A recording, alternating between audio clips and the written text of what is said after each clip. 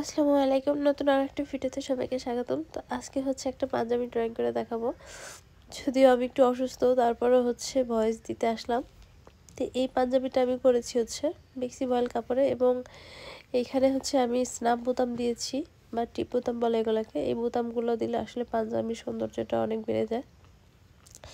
তো এইটা হচ্ছে একটা কম্বো সেট আছে, সেই কম্বো সেটের সঙ্গে পাঞ্জাবিটা। তো কম্বো সেটের যে কামিজটা সেটা আমি মাল্টি কালার সুতা দিয়ে করেছি, আর এখানে আমি জাস্ট দুইটা সুতা কালার কম্বিনেশনে পাঞ্জাবিটা করব, যেহেতু ছেলে মানুষ। তো আপুটা যাচ্ছিলো, আপুর ড্রেসের সাথে মিল রেখে আমি এখানে হচ্ছে মেজেন্টা কালার সুতাটা দিতে বাধ্য হলাম আর কি।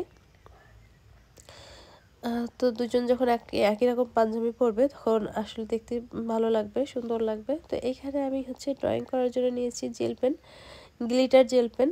আর কালো কালার বা ব্লু কালার এই ধরনের কালারের উপরে আমি এই জেল পেনটা দিয়েই হচ্ছে ড্রয়িং করে থাকি। আর অন্যান্য কালারের উপর হচ্ছে সাইন পেন দিয়ে হচ্ছে ড্রয়িং করি।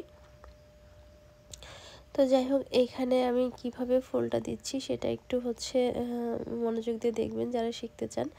এখানে কিন্তু আমি অনেকগুলো করে পাপড়ি দিচ্ছি। আর এইখানে আমি যে দুইটা কালার সুতা নিয়েছি, দুইটাই শেড সুতা, মেজেন্টা কালার আর এবং হালকা গোলাপি কালার যে শেড সুতা, ওইটা দিয়ে হচ্ছে ফুলগুলো করব। আর হালকা লেমন কালার আর জলপাই কালারের যে সুতাটা, ওইটা দিয়ে হচ্ছে আমি পাতাগুলো করব। তবে ইনশাল্লাহ পুরো কাজটা শেষ হওয়ার পরে হচ্ছে আমি আপনাদেরকে দেখিয়ে দিব।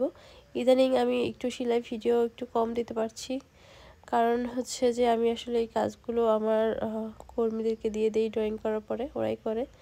তো চেষ্টা করবো এরপর থেকে, যেহেতু সামনে আবার কুরবানি চলে আসছে, এখনও ঈদের চাপ অনেক বেশি। তো চেষ্টা করব আপনাদেরকে ছোট ছোট